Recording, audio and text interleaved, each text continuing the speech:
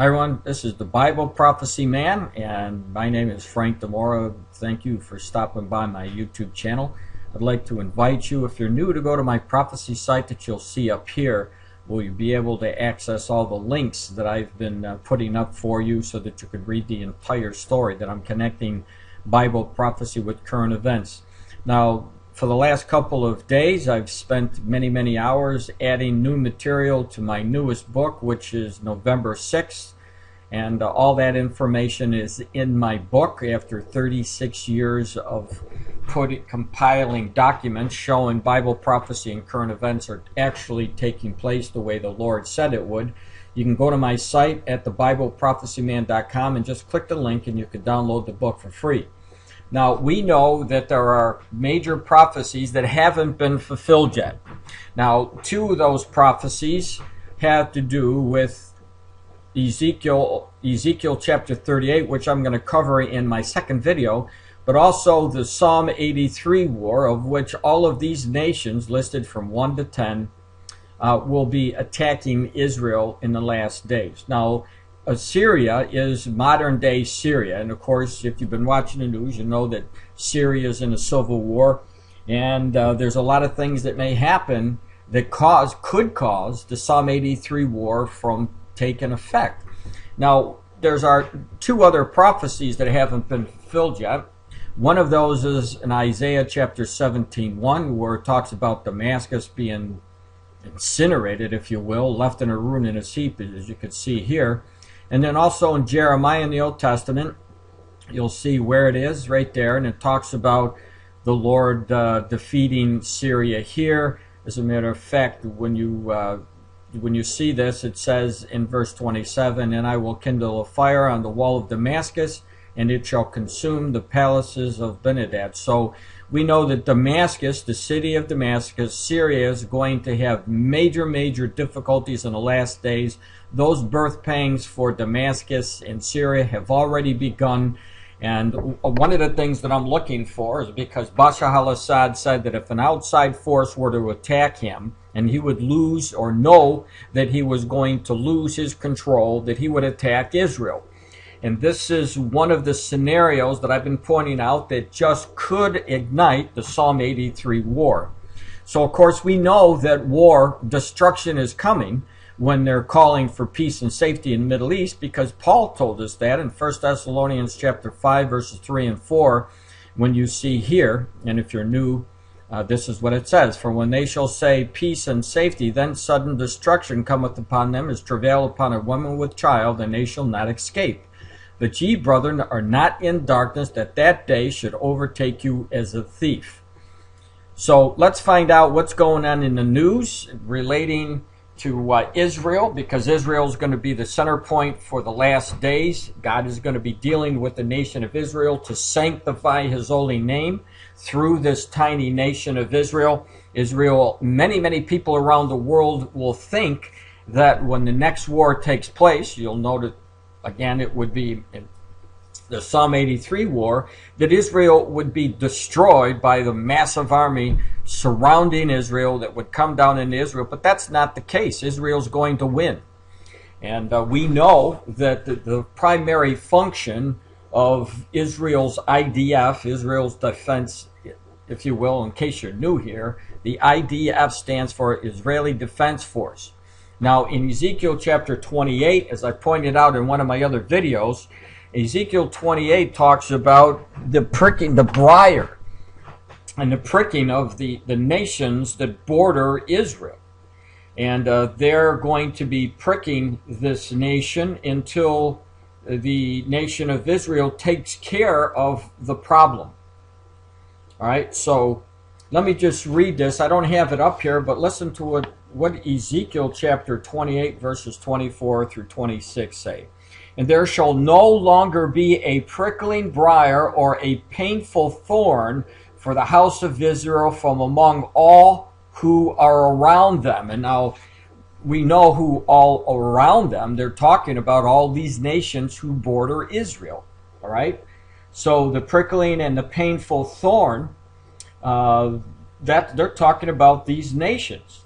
Then it goes on to say, "Then they shall know that I am the Lord God." You can't mess with God's people, because when all of these people come against Israel, they are going to win the war again. The IDF is going to go into action, and they are going to destroy these nations who come against them. Then it goes on to say, thus saith the Lord God, when I have gathered the house of Israel from the peoples among whom they are scattered, which they've already done, we know that since 1948.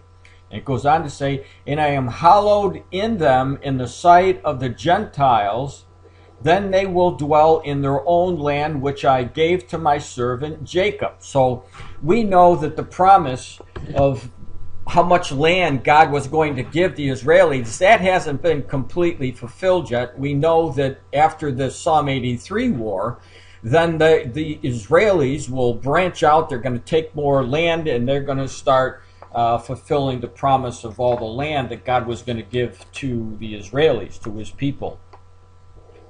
So then it goes on to say, and they shall dwell safely there, build houses and plant vineyards, yes, and they will dwell securely.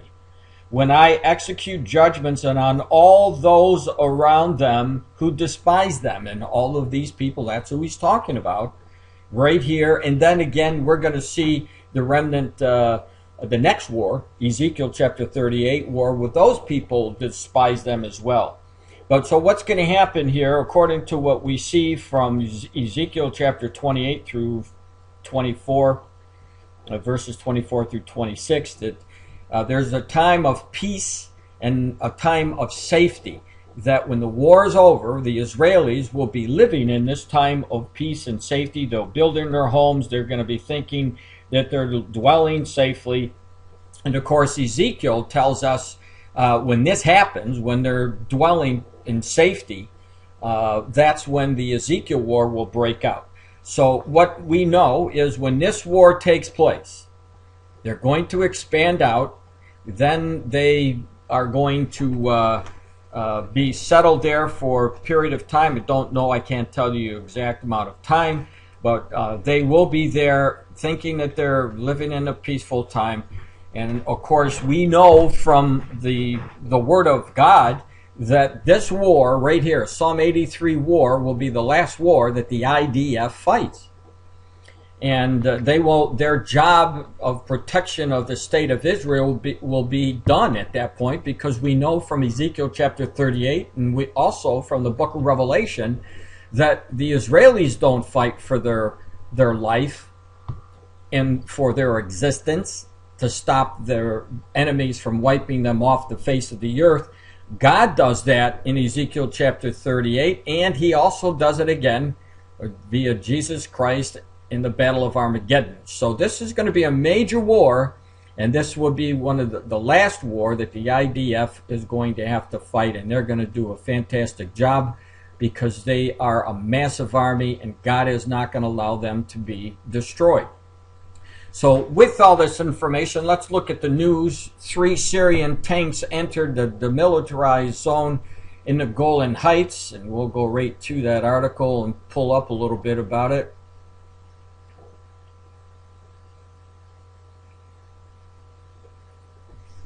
And here's the first article, and you'll see that I just read it to you. It says, tanks cross the Bear Ajim Valley and only several kilometers away from the Israeli border. The IDF lodges complaint with the UN. So we see that the tanks are moving in closer and closer to the border.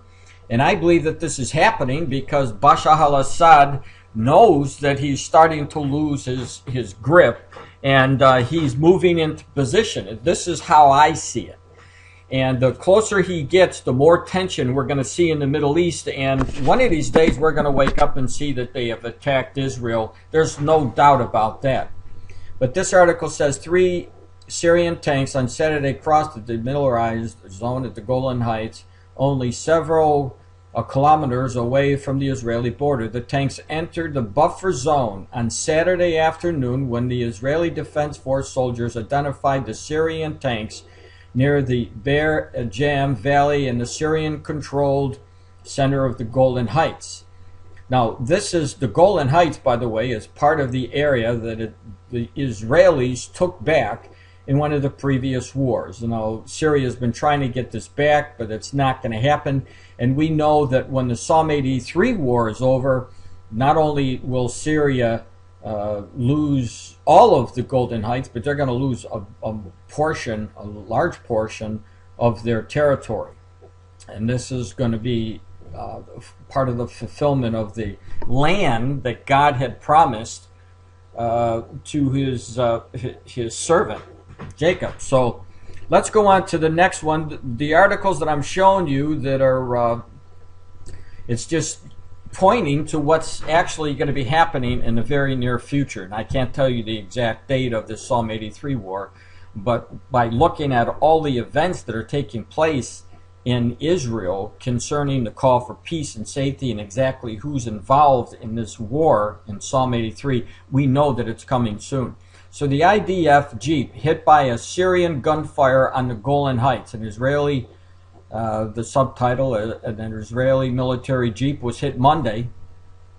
And this is causing concern for Israel, obviously. It says, an Israeli military Jeep was hit Monday by the Syrian gunfire on the Golan Heights, the AFP reported.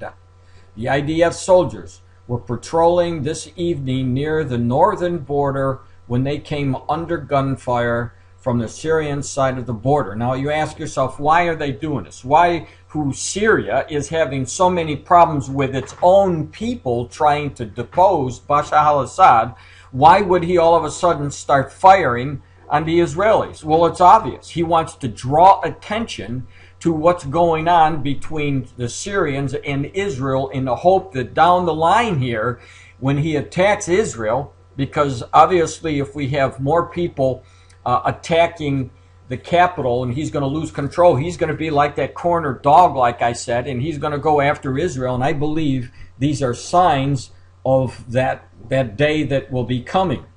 Now, according to the IDF, the gunfire also most likely came as a result of the internal civil war in Syria and was not due to deliberate aggression against Israel on the port of Damascus. Apparently, they were stray bullets and there was no injuries to those aboard the vehicle, and the military spokesman. Israel informed the United Nations force in the region.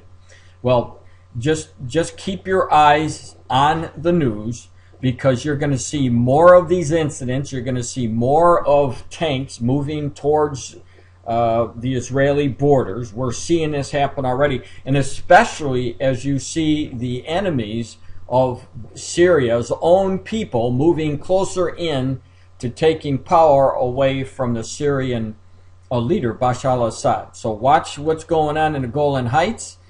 Because you're going to find out that these stray bullets aren't so stray. I can tell you that for sure.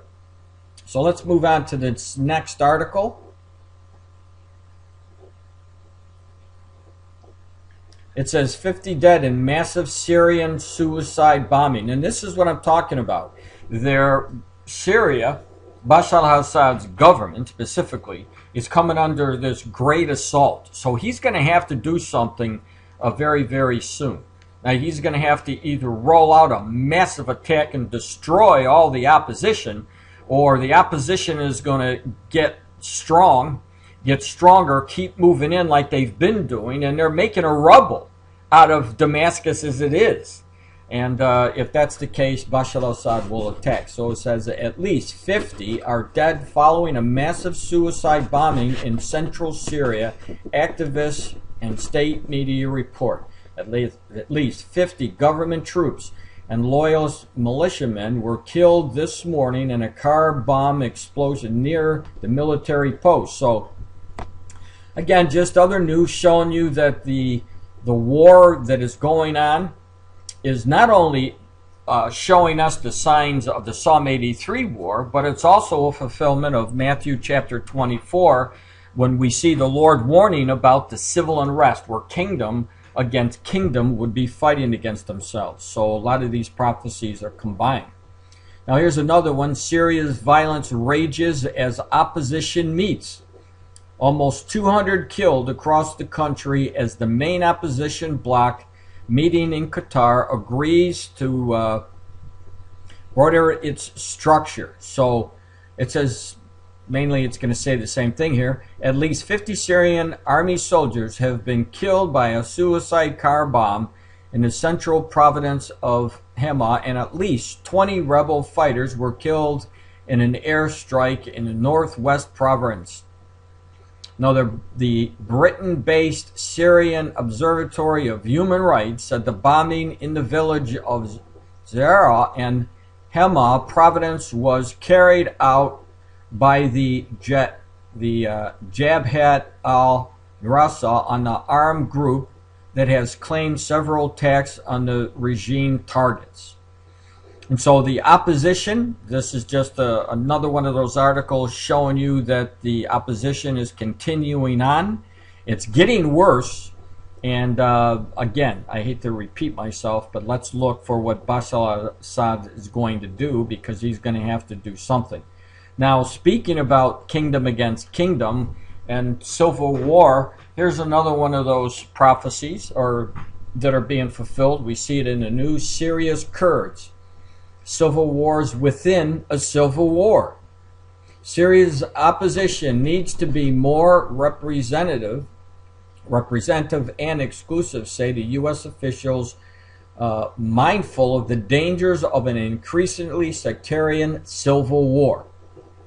But the scale of the challenge is creating an opposition that draws in ethnic and religious minorities, sometimes more fearful of the rebellion than they are of the regime, was highlighted in last week's clashes in Aleppo between the units of the Free Syrian Army, FSA, and the local Kurdish militia. So there you go, just another example of the Lord's prophecies coming to pass concerning Syria and civil war. Now moving down, look at this. Syrian demonstrators, to hell with freedom. We want Islamic Caliphate, the Quranic rule, and the AK-47. So this is what you have here. You have the Iranian byproduct of them pushing into these areas, into Syria, into Lebanon, into Palestinian territories, trying to bring on the Sharia law. And we've seen this now with Egypt under the new president Morsi, they're bringing in Sharia law there. And it's violence. It's definitely violence. It says, just last week, Secretary of State Hillary Clinton dismissed the exiled leadership of the Syrian opposition as a bunch of out-of-touch exiles who should be replaced with a group more representative of fighters on the ground. That's at least how the New York Times described her statement. Now, Clinton said that the opposition must include people from inside Syria and others who have legitimate voices that need to be heard. And ladies and gentlemen, hear the voice of at least some of the members of the Syrian opposition on the ground. The Middle East Media Research Institute translated a video of the demonstration that took place in Syria's capital Damascus in September and was posted on Monday on YouTube. The marchers unabashedly declared that they really want to gain by unseating President Bashar al-Assad and his secular Ba'ath regime. And they want Islamic Caliphate, instituting the Quran as the law of the land. So again, if this were ever to happen, and most likely we're going to see something like this happen, because Syria, according to Isaiah 17:1 and Jeremiah chapter 49, is going to be leveled. So here's what the demonstrators say. Oh, Bashar, you traitor. Oh, Bashar, you traitor. We want to install the Quran. We want to install the Quran. The hell with freedom, the hell with freedom. And this is the danger that Israel is facing, because they are the only democratic nation in the area. And if they were to ever fall, which we know from the Bible that's never going to happen, then all of the Middle East would be under control, like people like Marsi and Ahmadinejad, and also their supreme spiritual leader, Khomeini. So we know from, again, if you're new from Bible prophecy, Israel is not going to be defeated. And so don't be alarmed by what you hear in here, because Israel, that IDF, is going to make a move. And they are going to destroy the enemies that try to destroy them. We know that from the scriptures without a doubt. So here's another one of the scriptures, or the, evidences of what's taking place, what's coming. Lieberman threatens the PA over the UN bid. Now we're talking about the Palestinian organization that is led by Abbas. It says the Foreign Minister Avigdor Lieberman is threatening the Palestinian Authority if it goes ahead with its unilateral statehood bid at the United Nations General Assembly, Channel 10 News reported on Monday. Now, according to the report, during a recent meeting between Lieberman and the European Union's foreign policy chief, Catherine Ashton, he had made it clear that if any PA turns to the UN, I will work to ensure the PA will collapse. And Lieberman reported stressed that the unilateral statehood bid by the PA will put an end to the chances to resume the peace negotiations. And this is why, my friends, that I put this up for you. Let me bring it back. The call for peace and safety. This is why I put this up, because it will be during this time that's when this war will take place. And we're seeing the Palestinians here, we're seeing the Syrians here. All of these people are very, very active right now, leading to the completion of these prophecies. So let's turn to another article, and of course the Hamas is also mentioned in that Psalm 83. And as you can see from the headline, planning suicide attacks from Judea and Samaria. And according, excuse me while I'm trying to get this centered for you, according to the websites associated with the Fatah, this is a movement that hates Israel. They're part of the Palestinian organizations. It says Fatah movement, Hamas is planning to carry out suicide attacks against Israel from Judea and Samaria in order to bring down the wrath of the IDF on the Arabs in that region and topple the Fatah-led Palestinian Authority there. So you have factions within the PLO who are trying to fight against themselves and bring down people on Israel. And of course, we know that if that were to happen, and that is part of the plan, the 2011 plan that the Palestinian organization has come up with to try to force people on Israel, have Israel to respond, and then have the UN come against Israel. And so what you're seeing here is just part of the plan, as far as I'm concerned, that they're putting into effect. And it says, according to the document, the meeting was attended by top Hamas officials. And you'll see Mohammed Zaire there and some of these other people. But the bottom line is this: they're acting accordance to the Palestinian plans. They want to make attacks on the Israeli people, knowing that Israel is going to have to respond. And when they do, then you'll be seeing something. Like I said, I can't tell you the exact scenario, but one of these days we're going to wake up and we're going to see that the war has started between Israel and every one of these nations that are prophesied. Now here's Egypt, which is mentioned in the Psalm 83 headline. Egypt's Marsi accepts invitation to visit Russia. And I'll let you read this. I'm just going to give you the bottom line to it. So you just ask yourself, why is Marsi aligning itself with Russia? Well, there's a lot of reasons. Number one, Ahmadinejad from Iran is friends with Marsi. They're making this alliance.